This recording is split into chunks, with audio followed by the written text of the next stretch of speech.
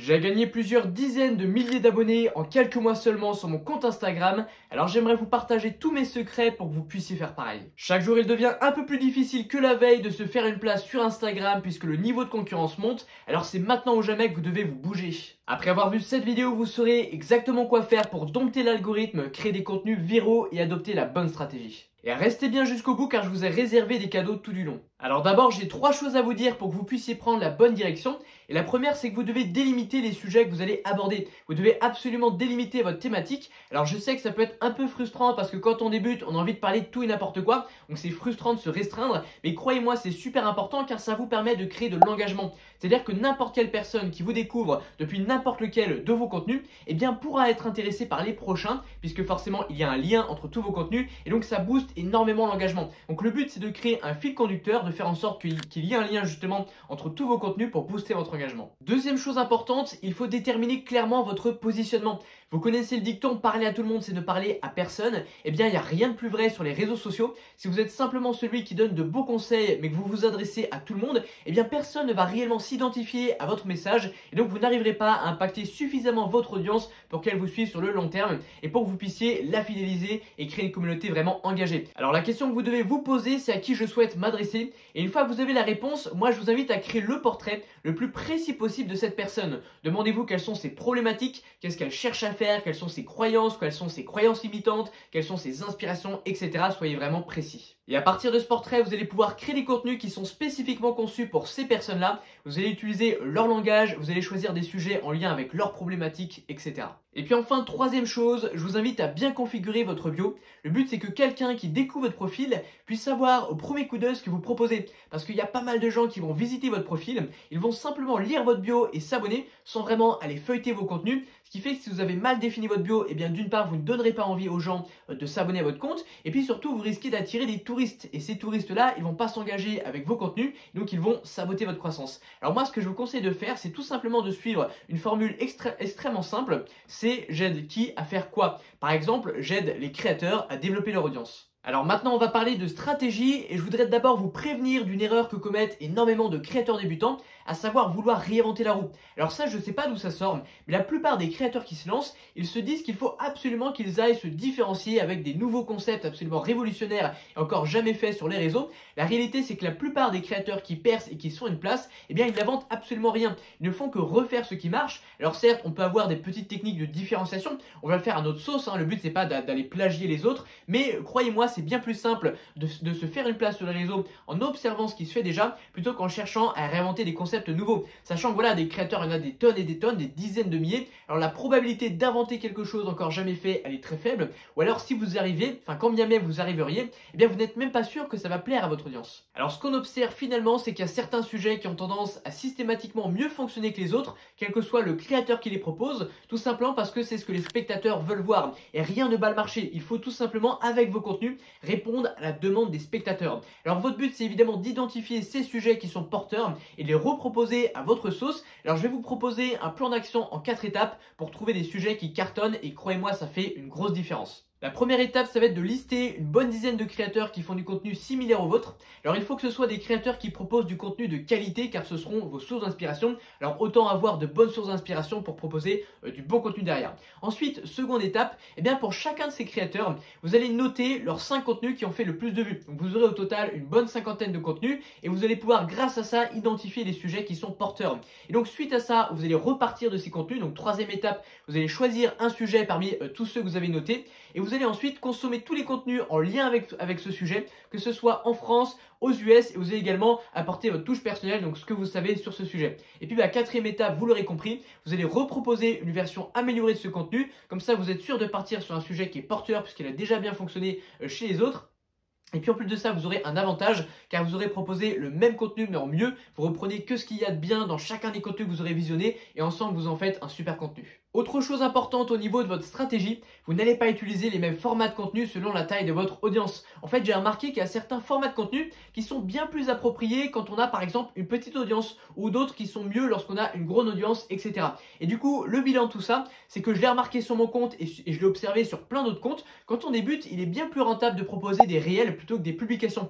Pour une raison simple, c'est qu'avec les réels, en tout cas quand on a une petite audience, il est bien plus simple d'aller toucher de nouvelles personnes, de faire de la croissance. Et c'est ce qu'on cherche à faire quand on débute. On n'a pas encore d'audience, donc la fidélisation est dans un premier temps au second plan.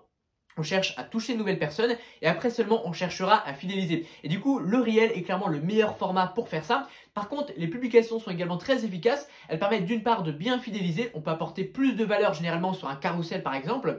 Et puis surtout, une fois que vous avez votre audience qui commence à bien se développer, eh bien on peut également faire beaucoup d'acquisitions grâce aux publications. On peut aller toucher plein de nouvelles personnes. Mais j'ai remarqué que ça marche très peu quand on n'a pas d'audience du tout. Ça marche vraiment bien quand on a déjà une bonne base d'audience fidèle qui va booster dès le départ notre publication. Et à ce propos, pour vous aider, je vous ai créé un document complet et gratuit qui va vous permettre de faire des réels virales sur commande. Dedans, je vous livre tous les secrets qui m'ont permis de faire plus de 100 000 vues sur plusieurs dizaines de mes réels. Donc vous pouvez récupérer gratuitement sur le premier lien en description. C'est complètement gratuit, alors profitez-en. Je vais aussi vous partager dès maintenant ce qui est selon moi l'une des meilleures stratégies pour créer un réel viral, à savoir créer le débat dans les commentaires. Puisque l'algorithme adore ça, il adore voir les gens se taper dessus en commentaire. Ça crée plein d'engagement, les gens vont pas arrêter de surenchérir en commentaire. Pendant ce temps en plus, la vidéo tourne, donc ça booste le watch time. Donc vraiment créer la polémique, susciter le débat, c'est vraiment une excellente stratégie. Alors la petite astuce que je vous donne, c'est que vous allez choisir, vous allez prendre votre thématique, et vous allez vous rendre sur ChatGPT et vous allez tout simplement lui demander une liste de sujets touchy ou alors une liste de sujets polémiques. Ça va vous permettre de vous donner des sources d'inspiration pour pouvoir justement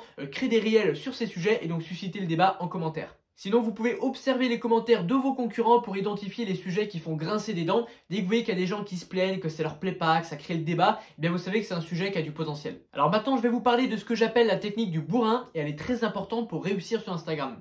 Je vous ai dit tout à l'heure qu'il fallait refaire ce qui marche chez vos concurrents, et bien il faut également le faire avec votre propre contenu. L'idée c'est qu'une minorité de vos contenus vont apporter une majorité des résultats. C'est l'idée de la loi de Pareto, elle s'applique parfaitement à la création de contenu, et donc il va falloir identifier cette minorité de contenu qui fait un maximum de vues, il faut identifier les sujets qui sont porteurs, les concepts qui sont porteurs, et il faut ensuite les refaire comme un bourrin jusqu'à ce que ça ne marche plus.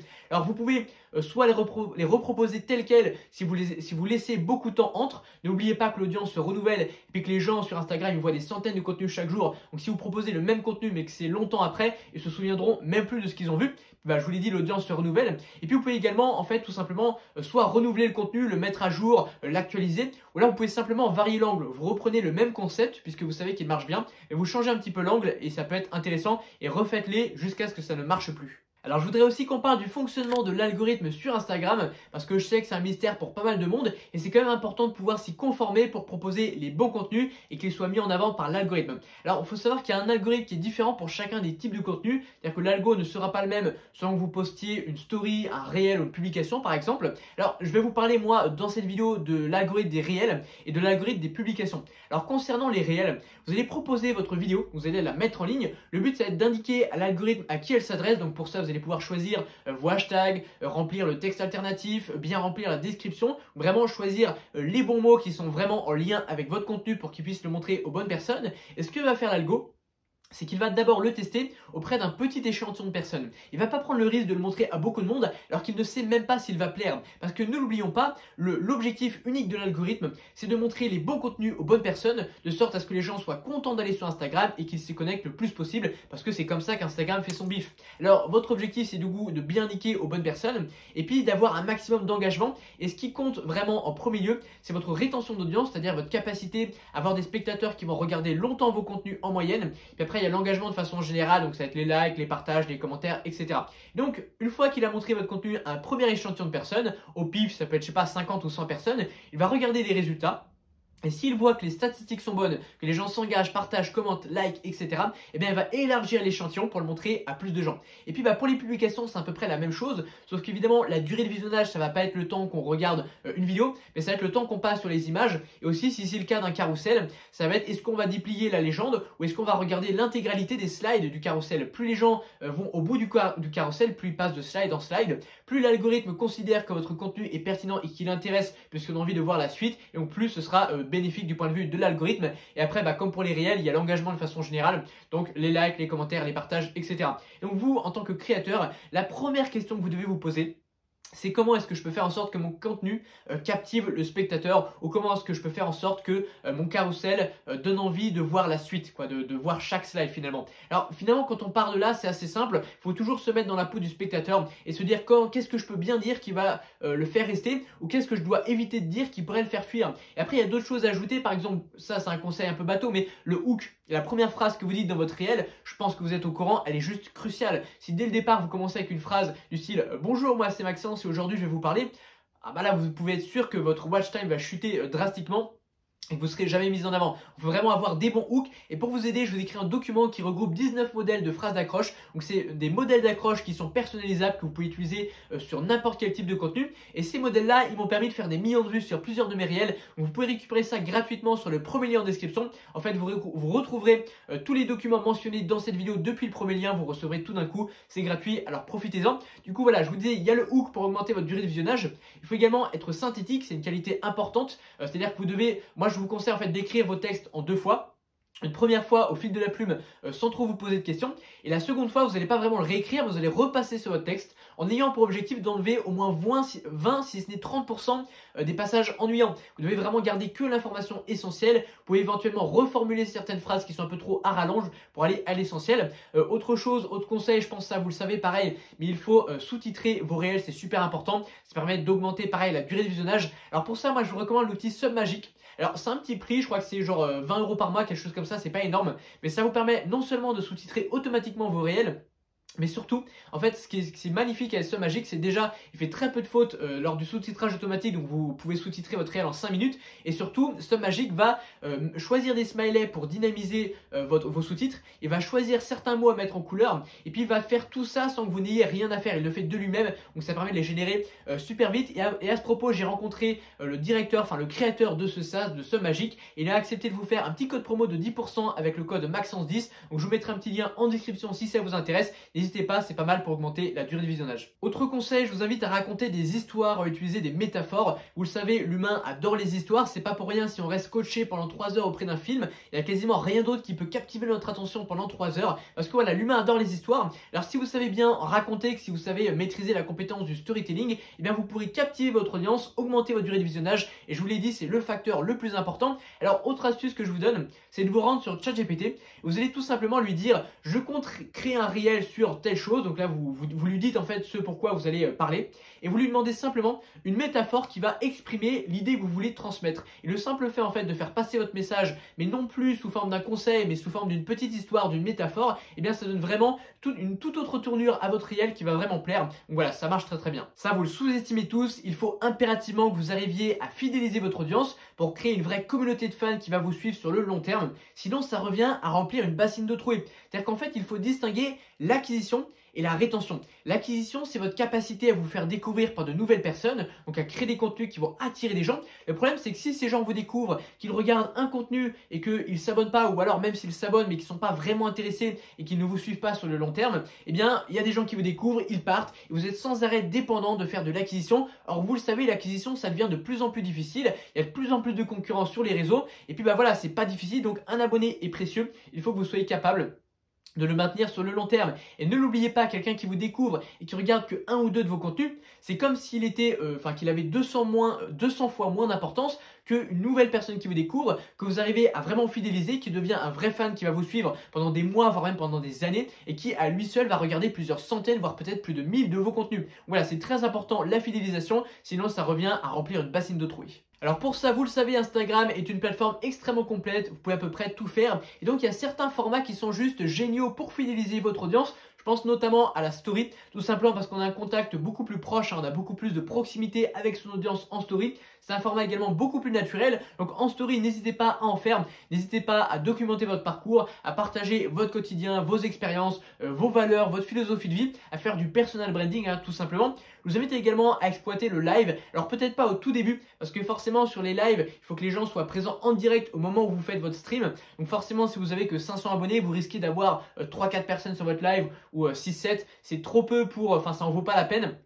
Mais dès que vous commencez à avoir une petite communauté, ça peut être sympa d'avoir, voilà, ne serait-ce que 20, 25, 30 personnes, ça paraît peu. Mais si vous avez 20, 30 personnes en direct, eh bien, sachant que vous pouvez avoir un impact sur ces personnes extrêmement fort, eh bien, ça peut être des gens qui, comme je vous l'ai dit, vont regarder plus tard des centaines de vos contenus, tout simplement parce qu'ils auront pu échanger et accrocher avec votre personnalité avec vous sur un live. Alors en gros, pour fidéliser, il faut faire du personal branding. Donc apprenez à parler de vous, que ce soit vos valeurs, votre philosophie de vie, votre vision des choses, etc.